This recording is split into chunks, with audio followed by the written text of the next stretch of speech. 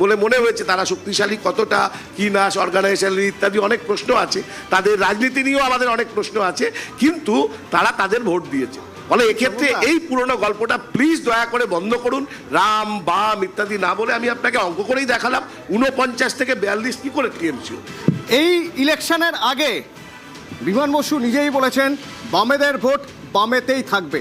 থাকবে কথাটা বলার অর্থ হচ্ছে ছিল না, থাকবে। এটা কিন্তু মিডিয়া তৈরি করেনি, এটা আপনাদের নেতা বলেছেন। 1 2 নম্বর, ভোট শতাংশ যদি দেখি তাহলে ভোট শতাংশ আস্তে আস্তে যে বামেরা একসময় সরকারে ছিল, ক্ষমতায় ছিল, তলানিতে গিয়ে ঠেকেছে, আরও কমেছে। যখন 77টি আসন পেয়েছে বিজেপি তখন আমি মানছি আপনার কথা, ঠিকই তো। আজ বিজেপি গেইন করলে সেখানে তৃণমূলের কিছু ভোটও সেখানে চলে যাচ্ছে, এটা খুব সত্যি। কিন্তু এটা অস্বীকার করার কোনো জায়গা নেই যে বামেদের ভোটও চলে গিয়েছিল। যদি আজ বামে এই 2টো আসনে যেতে বা 2টো আসনে এগিয়ে রয়েছে, সেই 2টো আসন বামেদের ভোট বামেদের জায়গায় ফিরেছে। এটা তো মিডিয়া তৈরি করে দেয়। একেবারেই না। আপনি যে বিশ্লেষণ করছেন এগুলো আবার আপনারা সেই শেষ মুহূর্ত পর্যন্ত বাঁচানোর চেষ্টা করছেন, এইভাবে বাঁচানো যায় না। আমি আপনাকে বলছি, যেখানে সংখ্যালঘু মানুষ আছেন সেখানে সংখ্যালঘু মানুষরাও প্রতারিত হয়েছেন, তারা তো বুঝেছেন। এরকম যদি বিধানসভা পশ্চিমবাংলায় 6টা বা 10টা হয় যেখানে তারা বুঝেছেন আমরাও প্রতারিত হয়েছি, বিজেপি সংখ্যালঘুকে রাখতে চায় না একরকম, কিন্তু তৃণমূল কংগ্রেসও সংখ্যালঘুকে প্রতারিত করেছে, সেটা বুঝেই তারা ভোট দিয়েছে। এর সঙ্গে বামেদের ভোট রামে বা এসব গুলিয়ে দিয়ে কোনো লাভ নেই। না, চন্দনদা যেটা বলছে বিজেপি মুসলমানদের রাখতে চায় না, এটা একদমই ভুল ধারণা। আমরা বলেছি আমরা ওদের ভোট পাই না। এবং ব্যাপার হচ্ছে একটা জিনিস বলি, এটা আপনাদের এই যে রাম বাম পোলারাইজেশন, ভোটার না কারোর কেনা নয়। এবং আমার এটা বারের যেটা এক তো নিশ্চিতভাবে অ্যান্টি এস্টাবলিশমেন্ট ভোট হয়েছে, যেখানে যারা তৃণমূলের ভোটার ছিল তারাও বিরক্ত হয়ে দেয়নি।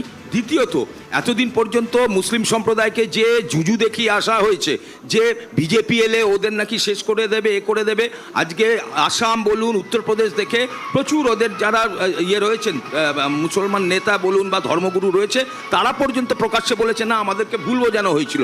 এই যে লোকে এতদিন ভয় একটা আঁকড়ে ধরেছিল, ওই যেরকম মানুষ যখন ডুবন্ত হয় একটা খড়কুটো ধরে থাকে, সেইভাবে তৃণমূলকে ধরেছিল। যখন ওরা বুঝলো যে না এরা তো একেবারে আমাদের ভুল বোঝাচ্ছে, এবং চন্দনদা যেটা বলেছেন এই পশ্চিমবঙ্গের বঞ্চনা, সরকার যাদেরই ভোট নিয়ে আসুক কাউকে রেয়াত করেনি, সে হিন্দু মুসলমান পুরুষ মহিলা সবাইকে করেছে। তারই জন্য মুসলমান ভোটেরও একটা বিরাট অংশ আমার মনে হয় যেগুলো মুসলিম প্রধান জায়গা সেখানে ভাগ হয়েছে, এবং তার হয়তো বেনিফিট আমরাও হয়তো 2-4টে সিটে পেয়ে যাবো। ঠিক কৌশিকদা, যদি মুসলিম ভোট ভাগ হয়ে থাকে তাহলে সেখানে তো রক্তক্ষরণ কংগ্রেসের রয়েছে। রক্তক্ষরণ কংগ্রেসের এখনও অবধি মনে হচ্ছে কিছুটা রক্তক্ষরণ হলেও হতে পারে, কিন্তু এখনও অবধি আমরা আশাবাদী। আমরা যে 7 থেকে 12টা সিট পাবো বলেছিলাম, আমরা সেইখানে ফিরে যাব। এবং আমি একটুখানি বিজেপির যিনি প্রতিনিধি আছে একটা প্রশ্ন করব, যে উনি বলেছিলেন যে আমরা 21 সালে জিততে পারিনি, তার অনেক কারণ ছিল। একটা কারণ কি তাহলে এসআইআরটা না করা? এসআইআর সে বছর হলে কি আপনারা জিততে পারতেন না? আপনি আপনার সময় বলবেন প্লিজ। 1 নম্বর। আর আপনাদের যে সংগঠন ছিল না, সেটা প্রথম দফা ইলেকশনে 40% জায়গায় আপনারা আপনাদের এজেন্ট দিতে পারেননি। এটা ঘটনা ঘটেছে, সেদিন আমি এখানে ছিলাম এবং সেদিন এটা নিয়ে আলোচনা হয়েছে। 40% জায়গায় এজেন্ট দিতে পারেনি। এই ভোটটা সম্পূর্ণভাবে অ্যান্টি এস্টাবলিশমেন্ট। মমতা ব্যানার্জি সংখ্যালঘুদের প্রোটেক্ট করতে পারেননি, তার একটা প্রতিফলন। এবং এটা ভীষণভাবে প্রকট হয়ে গেছে যে মানুষ একটা অল্টারনেটিভ চেয়েছিল, সেই অল্টারনেটিভটা হাতের কাছে যার কাছে পেয়েছে তাকে দিয়েছে। আপনি এখন শ্রমিকদাকে প্রশ্ন করছেন, প্লিজ রিয়াকশন নেবো যে এসআইআর এ আপনাদের অ্যাডভান্টেজ হলো। দুঃখের ব্যাপার হচ্ছে মনমোহন সিংজি সিপিএম এদের বোধহয় 2001-2 একটা পার্টি কংগ্রেসে ওরা বলেছিল, এবং মমতা ব্যানার্জি একদম কাগজ ছুঁড়েছিলেন সংসদে যে অনুপ্রবেশকারীদেরকে চিহ্নিত করে বার করতে হবে। এরা সবাই মুখে বলেছে, সেটা কাজে দেখাতে পারেনি। যখন বিজেপি যেটা বিশ্বাস করেছে সেটা আমরা কাজে করে দেখাই, তখন সবাই বলছে যে এরা কেন করলো। এবার আপনি আমায় বলুন, এসআইআর না হলে এই যে মৃত ভোটার যারা চলে গেছে, এই 54 লক্ষ ভোটার, তার মধ্যে একটা বড় পার্সেন্টেজ অন্তত 40-50% সেই ভোটগুলো ফলস ভোট হিসেবে ইউজ হতো। সেটা কি তাহলে গণতান্ত্রিক প্রক্রিয়ার জন্য সেটা ভালো না খারাপ? যদি এরা বলে যে এসআইআর ভুল হয়েছে, তাহলে এরা বলে দিক যে আমাদের দেশের গণতান্ত্রিক প্রক্রিয়া আমরা মানি না, সেটা স্বীকার করে। এই যে বহিরাগতদের যে বার করা, এটা নিয়ে একটা বক্তব্য আছে।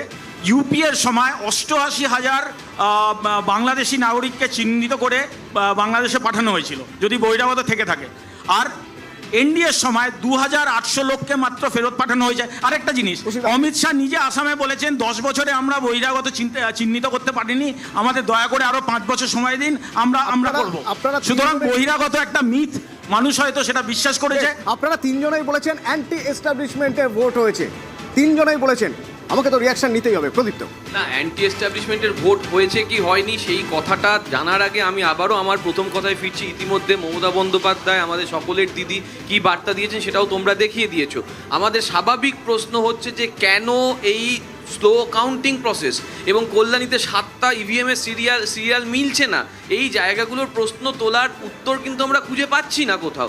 এবং আমরা যেটা 3 দিন আগে থেকে বলে আসছি সেটা যে আজকে প্রমাণ হয়ে যাচ্ছে সেটাও দেখতে পাচ্ছি আমরা। কাউন্টিং প্রসেস স্লো হলে কি হবে? সাবোটেজের আশঙ্কা করছে। আমি একদমই, আমরা দিদি তো সেটা খুব পরিষ্কার বলে দিলেন যে এখানে খুব পরিষ্কার, সেই জন্যই তো আমরা ওই সেন্ট্রাল গভর্নমেন্টের কর্মী আর রাজ্য গভর্নমেন্টের কর্মীর যে র্যান্ডামাইজেশন সিলেকশন প্রসেস, সেই জন্য আদালতে গিয়েছিলাম। কারণ ওরা পরিপূর্ণ নিয়ন্ত্রণ যখন জনগণের মাধ্যমে করতে পারছে না, তখন সেটা স্বাভাবিকভাবে নিজেদের সমস্ত অস্ত্র দিয়ে, আর বলছে বঞ্চনার কথা, যে বঞ্চনা বাংলাকে দিনের পর দিন তারা করে গিয়েছে, সেই বঞ্চনা নিয়ে তারা কিছু বলবে না, বলছে দুর্নীতির অভিযোগ। কিন্তু দুর্নীতির অভিযোগ সব থেকে বেশি যে সকল রাজ্যে ছিল সে সকল রাজ্যে ওরা কিছু করতে পারেনি। আর এই রাজ্যে যখন পঞ্চায়েত প্রতিমন্ত্রী নির্দিষ্ট তথ্য পার্লামেন্টে দিয়ে দিচ্ছেন, তারপরেও এখানে বঞ্চনা হচ্ছে।